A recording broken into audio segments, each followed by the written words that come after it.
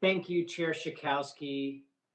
We know scams in the modern era are coming in all sorts of forms: robocalls, uh, fake websites, emails, social media, text scams. They're focusing on our veterans, our seniors, poor Americans, communities of color, and persons with disabilities and other vulnerable communities.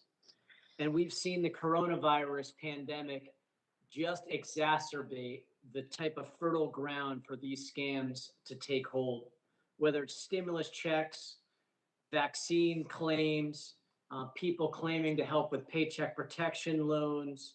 We've heard about fake testing kits, scams, treatment scams, unsubstantiated disinfectant claims, and even worse than all, cure claims.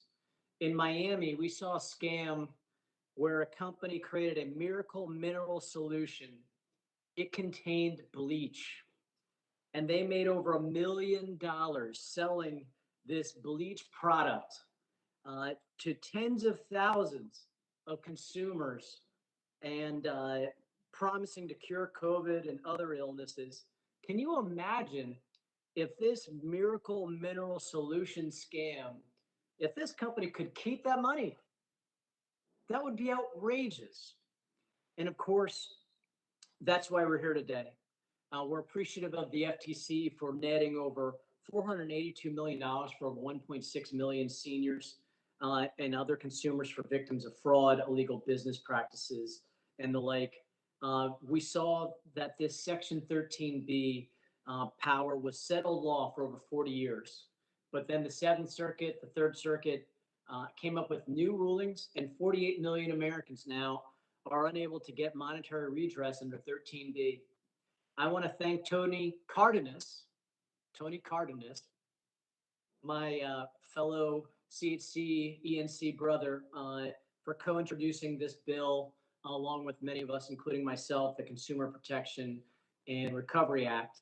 It amends the 13B FTC to explicitly state that the FTC has the ability for both injunctive and monetary equitable relief so that we can require bad actors to repay these ill-begotten gains. And I'm encouraged by the bipartisan comments from today. We can do this in a bipartisan way. We did it with robocalls and with new violations.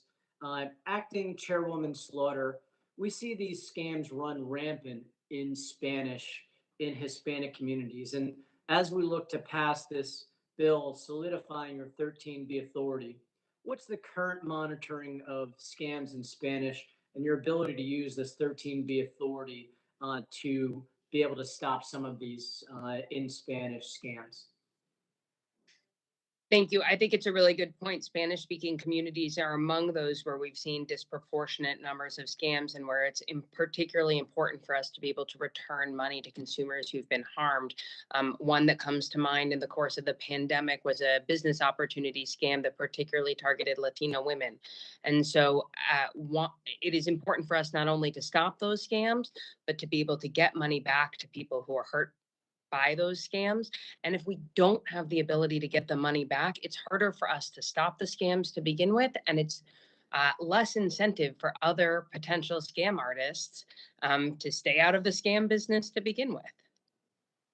And what about foreign scams? We have a very international, very diverse community in Florida, and we have scammings coming from every continent other than Antarctica. And we certainly want to make sure they're being held accountable. What's the limits of what FTC can do under 13B should we be able to pass it to help with some of these foreign scams?